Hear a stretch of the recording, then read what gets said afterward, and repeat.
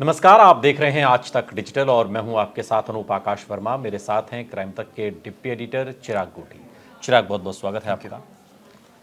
पहलगाम आतंकी हमले के बाद लगातार भारत एक्शन मोड में है और तमाम तरीके के एक्शन और प्रतिबंध तो पाकिस्तान पर लगा ही गए हैं, लेकिन सबसे जो महत्वपूर्ण फैसला है वो ये है कि हिंदुस्तान के अलग अलग हिस्सों में जहां कहीं भी किसी भी वजह से पाकिस्तानी नागरिक आकर रुके हुए हैं, चाहे वो मेडिकल वीज़ा पे हो, सार्क पर हो या किसी भी वीज़ा पर आकर यहाँ रुके हुए, उन सभी को बाहर का रास्ता यानी कि उनके वतन भेजने का रास्ता उनको दिखाया जाए।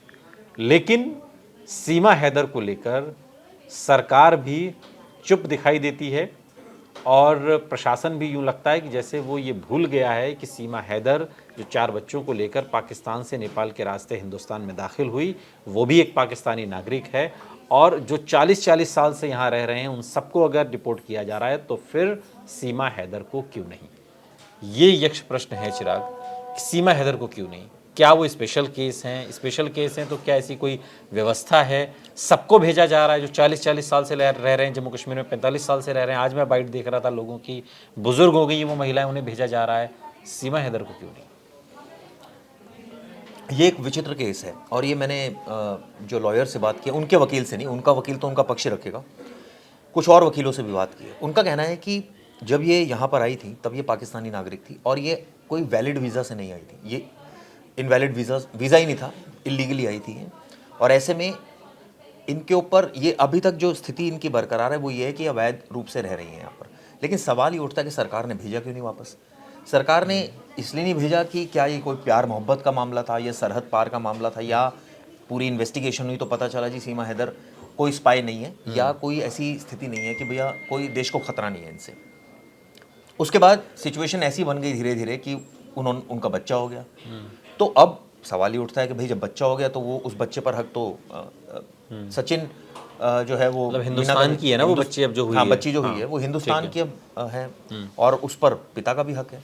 तो इस केस में जो कानून है, जो मैं सिटीजनशिप अमेंडमेंट बिल पढ़ रहा था, उसमें ये था कि नागरिकता किन परिस्थितियों में मिलती है और कैसे उसको माना जाएगा कि वो नागरिक है। कोई वैध तरीके से अगर आता है और यहाँ पर वो शादी कर लेता है किसी इंडियन से, अगर पाकिस्तानी की बात करें तो, और बच्चा हो जाता है तो नागरिकता के लिए वो एलिजिबल हो जाता है। लेकिन अगर अवैध तरीके से आप आए हो तो और उस कंडीशन में बच्चा हो जाए तो नहीं होता। लेकिन इस केस में अवैध तरीके से आए तो कह रहे हैं नेपाल में हमने शादी की और ठीक है, लेकिन आप आए तो इलीगली ना, आप आए तो वीजा लेकर तो नहीं आए ना। अब ऐसी सिचुएशन में आपको याद होगा अंजू वाला केस, जब वो गई थी तो वो वैलिड वीजा से गई थी पाकिस्तान, फिर वो वापस आई। इस केस में हाँ, ये इनवैलिड तरीके से आई, इलीगल तरीके से आई। अब यहाँ पर आकर कानून ये बोलता है, जो सिटीजनशिप अमेंडमेंट एक्ट है, कि ऐसी परिस्थिति में जो अगर अवैध तरीके से आए होगे तो आपके ऊपर आप हकदार नहीं होंगे, आप सिटीजनशिप के हकदार उस समय नहीं होंगे।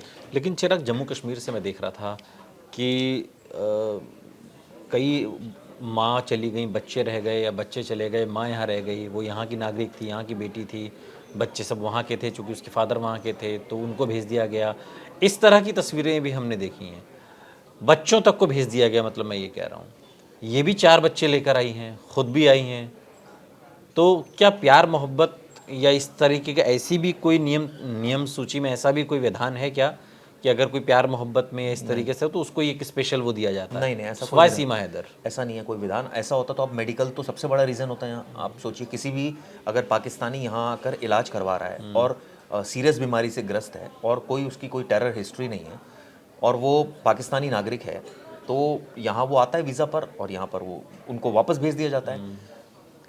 कुछ ऐसे होते हैं आपको या तो यहाँ पर आप तभी रह सकते हो जब यहाँ पर आप सिटीजनशिप ले लो। लॉन्ग टर्म अगर वीज़ा आपके पास है 5 साल तक का, तो आप 5 साल रुक सकते हो, उसको एक्सटेंड भी किया जा सकता है। लेकिन वो लॉन्ग टर्म वीज़ा की मैं कैटेगरी बता दूं अपने दर्शकों को। एक तो सार्क वीज़ा जो हम बात कर रहे थे, उसमें क्या होता है, जो विशेष खिलाड़ी होते हैं, जजेस होते हैं, हाई प्रोफाइल लोग, उनको दिया जाता है। बिजनेस वीज़ा होता है, विजिटर वीज़ा होता है, कॉन्फ्रेंस वीज़ा होता है, जर्नलिस्ट वीज़ा होता है, ट्रांजिट वीज़ा होता है, फिल्म वीज़ा होता है, स्टूडेंट वीज़ा होता है, ग्रुप टूरिस्ट वीज़ा होता है और तमाम वीज़ा होता है, मेडिकल वीज़ा होता है। तो सिर्फ अगर इसकी बात करें हम मेडिकल वीज़ा की, तो इसको मोहलत दी गई 4 दिन की, लेकिन और किसी को नहीं दी गई।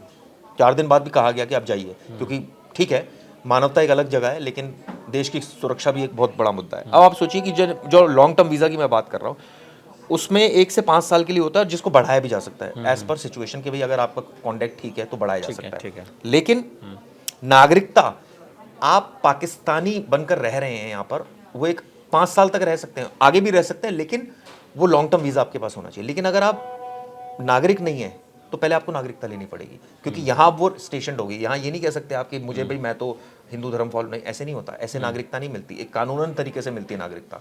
नागरिकता ऐसे मिलती है कि आप, शायद उनके मन में ये रहा हो कि भाई ठीक है मैं बच्चा कर लेती हूँ तो मैं नागरिक हो जाएगा, मेरा बच्चा तो हो जाएगा यहाँ का भारतीय नागरिक।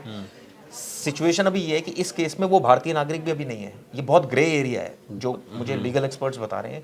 ये ग्रे एरिया इसलिए क्योंकि ये अवैध तरीके से आई हुई है। बच्चा जो है, जो बच्चा हुआ है वो तो भारत का नागरिक है, उसके पास तो नहीं, मैं वही आपको बता रहा हूँ, वो क्यों, भारत, वो तो यहाँ अस्पताल में हुआ है, वो हुई बात है ठीक पैदा। है, वो बात ठीक है, लेकिन इसमें ग्रे एरिया ये है कि ये इलीगली आई हुई है।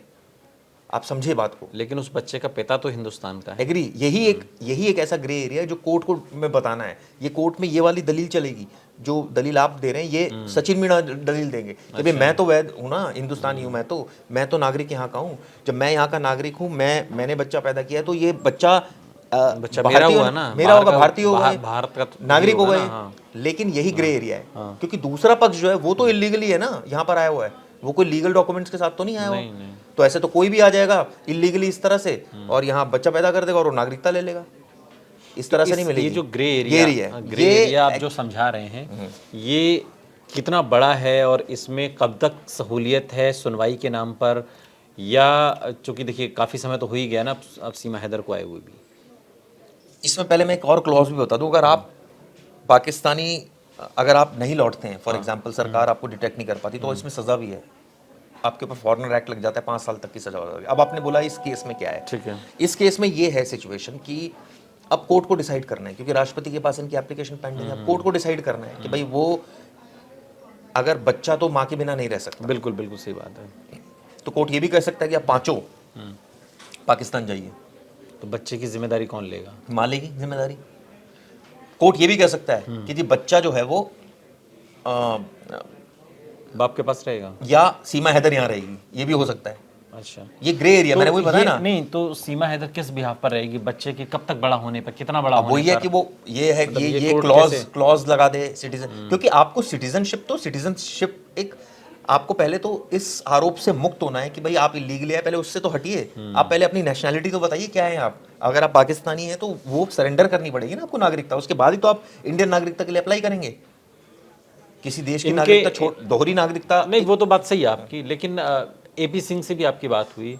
एपी सिंह क्या इसमें कानूनी दलील क्या रख रहे हैं? मतलब वो उनके वकील हैं तो अच्छी बातें करना वो अलग चीज़ है, लेकिन एक होता है ना कानूनी फैक्ट भी होता है। कानूनी दलील मैंने आपको बताया, ग्रे एरिया उनको भी नहीं पता है। लेकिन जो आज मैंने वकील से बात की, उन्होंने ये बात जरूर मेंशन की कि ये कोर्ट के डिस्क्रिप्शन पर है कि वो इसको किस तरह से ट्रीट करे इस केस को। ये भी हो सकता है जैसा आपने बोला कि वो ये कहे कि बाकी सारे लोग जाइए पाकिस्तान, बच्चे की परवरिश जो है वो पिता भी कर सकता है, माँ भी कर सकती है, या ये कहा जाएगा कि भाई ठीक है ये सीमा हैदर यहीं रुकेगी। अभी तक सरकार इस पर मंथन कर रही है, क्योंकि सभी लोग जा चुके हैं। उत्तर प्रदेश से जितने भी मुस्लिम जो पाकिस्तान के लोग थे वो सभी जा चुके हैं। क्योंकि इसमें सचिन मीना की भी एक बात है ना, वो ये कह देगा भाई मेरी इसमें क्या गलती है बताइए, मैं तो भारतीय हूँ, बच्चा मेरा है, बच्चा मेरा है, मैं भारतीय हूँ। इसमें तो ये एक ऐसा पहलू है जो उसके पॉइंट ऑफ व्यू से अगर देखा जाए तो ठीक है, इसके पॉइंट ऑफ व्यू से देखा जाए, हाँ अगर बच्चा नहीं हुआ होता तो एटीएस ने जांच की, ये पाया पाकिस्तानी, उसी समय भेज देना चाहिए था वापस। कायदा तो ये बोलता है ना कि आप पाकिस्तानी नहीं हो, आपके पास वीज़ा नहीं, आप कैसे रह रहे हो, आपको घुसपैठी हो, आप तो आपको वापस भेजा जाए। लेकिन ऐसा नहीं किया इस केस में, यहाँ ये रुके रहे। अब सिचुएशन पलट गई है, अब सिचुएशन ये हो गई कि इन्होंने बच्चा कर लिया है। लेकिन इन सब के बीच एक मेरा आखिरी सवाल ये है कि ऐसी परिस्थितियां तो औरों के साथ भी हैं ना। मसलन फॉर एग्जांपल अभी आज की एक मैं जम्मू कश्मीर की खबर देख रहा था, एक महिला जिसका जो संतान है, जिसका बच्चा है, वो मात्र 50 दिन का है। ठीक है ना, लेकिन बावजूद इसके उसको भेजा जा रहा है। और सीमा हैदर, बच्चा कहाँ हुआ है? यहाँ भारत में हुआ है, भारत में हुआ है बच्चा, लेकिन उसको भेजा जा रहा है। देख लीजिए तो क्यों ये विरोधाभास क्यों है? मैं वही कह रहा हूँ कि विरोधाभास नहीं है, ये कानून में कानून की तरफ से चलता है। मानवता का एक हल्का सा एक पहलू होता है, लेकिन इतना नहीं होता। ऐसे तो फिर बहुत सारे ऐसे कैदी हैं जो बीमार रहते हैं, उनको छुट्टी दे देनी चाहिए। ऐसे बहुत सारे कैदी हैं जो जेन्युइन रीजन से बाहर जाना चाहते हैं लेकिन नहीं जा पाते हैं। ऐसे बहुत सारे केसेस हैं, जैसा आपने अभी एक केस के बारे में डिस्कस किया। मेडिकल कितना बड़ा रीजन है। मैंने तो अपने लाइफ में एक चीज़ ये भी देखी है कि कई हॉस्पिटल हैं दिल्ली में, जो बड़े बड़े हॉस्पिटल हैं, वहाँ पर पाकिस्तानी, अफगानिस्तानी यहाँ पर आके ट्रीटमेंट करा रहे होते हैं। आप सोचिए, वो वीज़ा से आए हुए हैं, वो ट्रीटमेंट करा रहे हैं, अपने बच्चों का ट्रीटमेंट करा रहे हैं, कहीं तो जिनकी हार्ट का इशू है, कोई और इशू है, बिल्कुल बिल्कुल, और वहाँ बड़ी पर सीरियस उतनी- बीमारी है। उतनी आप अच्छी सोचिए, व्यवस्था वहाँ लेकिन आप पे नहीं सोचिए है ना। उनको भी वापस भेजा जा रहा है, तो फिर सीमा हैदर को क्यों नहीं भेजा जाएगा? यही, क्योंकि अब तो देखिए आपके साथ तो कोई ऐसी इमरजेंसी मानवता केस की नहीं तो है। अब बात ही नहीं रह गई ना। जिस हिसाब से पाकिस्तान का व्यवहार है उसमें तो अब क्या इंसानियत, वही तो मैं बोल रहा हूँ। हमारे इंसानियत की गंगा बहाने से कुछ होगा भी नहीं ना अकेले। लेकिन ये सवाल ये है ना कि इस केस में एक ग्रे एरिया ये है कि इन्होंने बच्चा किया ठीक है। लेकिन इसमें एक चीज और भी है हाँ। जो बहुत क्लियर कट है। ये पाकिस्तानी नेशनल है, ये सबको पता है पाकिस्तानी नेशनल है, और ये सबको पता है, जो बिल्कुल हार्ड फैक्ट है कि ये लीगली आई है। दो चीजें क्लियर है। जो तीसरी चीज अब है कि भैया बच्चा कर ले तो अब क्या करें, तो कर लिया तो आप लेके जाइए अपने बच्चे को, या फिर वो बच्ची तो सचिन, लेकिन यहाँ की है ना। हाँ, तो फिर सचिन मीना इस बात पर अड़ेगा बच्ची तो मेरी है, ये तो इंडियन है। वो टसल है, लीगल बिल्कुल। और निश्चित तौर पर चूंकि सीमा हैदर जब से पाकिस्तान से हिंदुस्तान आई, उसके बाद से ही सवाल ये उठ रहा था, और अब जब पाकिस्तानियों की यहाँ से विदाई हो रही है, एक एक को चुन चुन कर वापस भेजा जा रहा है, तो ऐसे में जो ग्रेटर नोएडा का रबूपुरा इलाका है, जहाँ पर सीमा हैदर रहती है अपने पति सचिन मीणा के साथ में, वहाँ पर स्थानीय लोग भी अब इस तरीके के सवाल उठा रहे हैं कि जब सारे पाकिस्तानी भेज दिए गए तो फिर सीमा हैदर क्यों नहीं। बहुत बहुत शुक्रिया चिराग, थैंक यू तमाम जानकारी के लिए। यहाँ रुक रहे हैं लेकिन आप कहीं जाइएगा नहीं, बने रहिए हमारे साथ, देखते रहिए आज तक डिजिटल। गर्मियों की छुट्टी होने वाली थी, मेरे पापा आने वाले थे, तो हम लोग सभी खुश थे। तो मैं एक बेड पे चढ़ के डांस कर रहा था, लेकिन वो पहले ही आ गए। प्लीज तो मैं उस समय तो कंटिन्यू नहीं कर सकता था ना, तो फ्रीज फ्रेम टाइप का हो गया। कसम पैदा कर